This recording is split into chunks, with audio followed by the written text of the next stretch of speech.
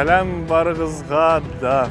Менә без бит инде сәләттә интеллектуаль яктан үскән балаларны җыябыз һәм туплыйбыз. Аларга гармоник рәвештә үсер өчен, кешеләр белән аралашырга яңа мөмкинлекләр тудырабыз.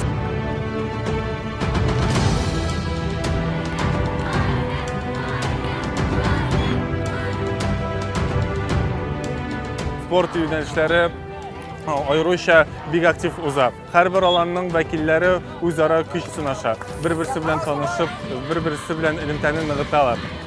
Бик тә бәхетле, чөнки бу елны Сәләт форумында беренче мәртәбә су полосы буенча ярыш уздырылды. Һәм дә шушы ярышларда катнашырга бик зур теләк белдерүче яшьләр билгеләнде.